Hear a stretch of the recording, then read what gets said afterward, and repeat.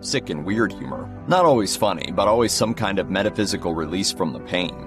What emerges is the idea of off-color humor as a release valve for coping with life's tragedies, which Saget would have to deal with throughout his life. Elsewhere, Saget writes, "It was this part of my DNA that allowed me to lose two of the most important people in my life and push even harder to pursue a career in making people laugh." The two important people that Bob Saget lost tragically young were his beloved older sisters, who both died in their parents' lifetimes in heartbreaking circumstances. Saget wrote in his book, "I loved my sisters, Andy and Gay, very much. They were both school teachers, really good ones, which means they were underpaid and loved to impart as much wisdom and goodness as they could on their students. Andy died at the age of just 34 from a brain aneurysm, while Gay died at 47 just a few years after being diagnosed with systemic scleroderma, a chronic autoimmune disease that hardens and tightens the skin and connective tissues."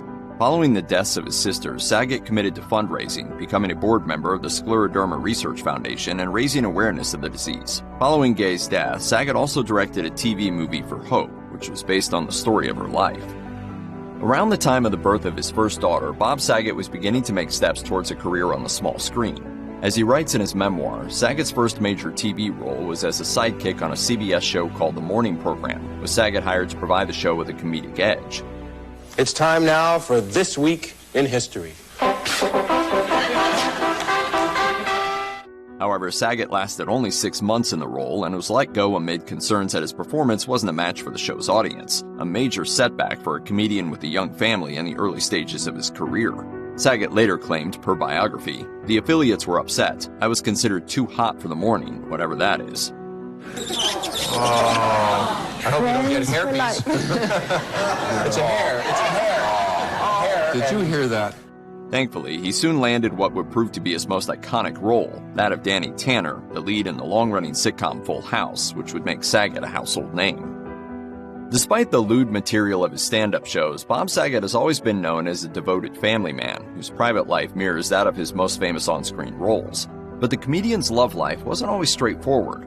Though Saget and his high school sweetheart Sherry Kramer would go on to have 3 daughters together following their marriage in 1983, their relationship disintegrated in 1997, as the Sun-Sentinel reports, with Kramer citing irreconcilable differences in the court documents. However, Saget and Kramer remained in contact, with the comedian getting in touch with his ex-wife to get her permission to include details of their life together in his memoir. In an interview with Parade, Saget expresses the joy that the children they had together brought to his life, saying, "The best thing I've done, the highest thing in my whole life, is my daughters. If everything in my life is raised to the level of how great they are, then that would be a great thing to have achieved." Saget finally remarried in 2018 to Kelly Rizzo, telling Closer Weekly at the time that after his divorce more than 2 decades earlier, he never expected to find love again.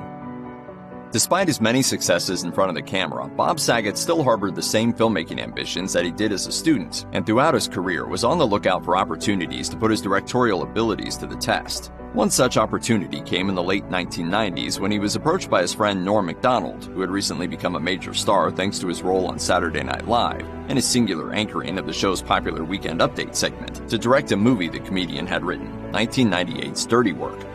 In his memoir, Saget describes directing the movie as the wildest experience of his career. But while the movie came to be loved by both its creators and the comedian's fans, Dirty Work was a disappointment, both critically and commercially. There's 2 kinds of people in this world, those who get stomped on and those who do the stomping. Despite this, numerous sources claim that a sequel was in the works, with Norm Macdonald tweeting in 2019 that he had finished writing the script at Saget's behest. On the final page of Bob Saget's 2014 memoir, an author's note reads, "As the book went to press, I lost my loving mother at the age of 89. A beloved wife, mother, grandmother, aunt, and friend, she touched countless lives through the generations and will always be remembered. This is for you, Mom." Shortly after publication, Saget suffered another loss after his friend, the beloved comedian Robin Williams, was found dead at the age of 63. Saget told Culturated, "I took his loss very hard. I met him when I was 21, and he is mentioned throughout the book. How he left us is obviously not how I will remember him." But just as Saget always turned to comedy as a way of dealing with loss, the death of Williams also gave him a new sense of perspective and motivation to pursue his craft and make the most of the time he had left. He continued, "I can't waste time on things I used to as a younger man, just going crazy about things that I had no control over. It's time to really enjoy my work and my craft and just go out and do it well." In the final months of his life, Bob Saget was to suffer one more tragic loss: Norm Macdonald, who sadly died in September 2021 after suffering with leukemia privately for many years. The two comedians were more than colleagues. As discussed on Macdonald's Quarantined video series in March 2020, Saget was the first comedian that the aspiring 15-year-old Macdonald saw live. And then I, afterwards, like an idiot, went up to you at the bar, like people do, like as if they're a part of the act. I'm like, hey, should we talk? The two struck up a friendship, and it was this encounter that Macdonald recalled when looking for someone to direct Dirty Work. The two maintained a strong friendship, with Macdonald providing a memorable performance during 2008's Comedy Central roast of Bob Saget, and Saget later appearing on Macdonald's podcast, Norm Macdonald Live. Following news of Macdonald's death, Saget published an emotional dedication to the late comedian, describing the loss of Macdonald as, quote, a knife in the heart for all of us who were close to him and all of you who loved him. In a statement to The Hollywood Reporter, Bob Saget's family confirmed his death on January 9, 2022. We are devastated to confirm that our beloved Bob passed away today. He was everything to us, and we want you to know how much he loved his fans, performing live and bringing people from all walks of life together with laughter.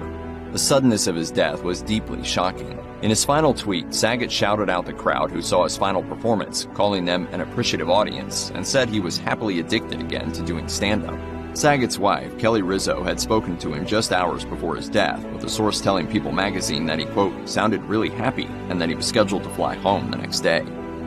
As news of the sudden and tragic death of Bob Saget made headlines around the world, countless celebrities took to social media to pay tribute to their friend and to share their memories of a gregarious and caring colleague. Among them were Saget's co-stars on his career-defining show Full House, including John Stamos, who had maintained a close friendship with Saget since first portraying the lead character Danny Tanner's brother-in-law Jesse in 1987. Stamos tweeted, I am broken, I am gutted, I am in complete and utter shock. I will never ever have another friend like him. I love you so much, Bobby. Dave Coulier, who played Tanner's best friend Joey, said in a tweet, my heart is broken, I love you, Bob. Mary-Kate and Ashley Olsen, who together portrayed Saget's on-screen daughter, described Saget as a loving, compassionate, and generous man, while co-stars Andrea Barber and Candace Cameron Bure also shared their shock and pain on learning of Saget's death. The following day, the cast and crew of Full House reunited online in tribute to Saget. A statement posted on Stamos' Instagram read, 35 years ago, we came together as a TV family, but we became a real family, and now we grieve as a family. He was a brother to us guys, a father to us girls, and a friend to all of us. Bob, we love you dearly. We ask in Bob's honor, hug the people you love. No one gave better hugs than Bob. Thanks for watching. Swipe up so you never miss another episode.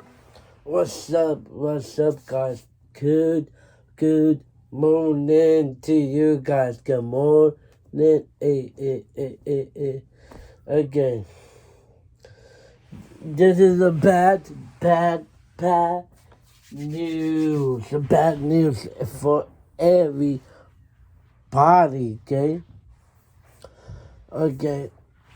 If you don't watch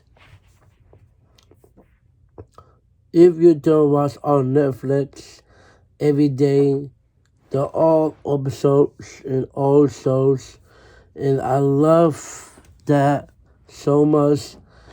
And I guess what will happen. A show is canceled every day. It's so sad right now. And I'm going to ask you, the Full House is done. The Full House is finished. And if you want to watch it, go ahead, watch the Full House. And I'm going to ask,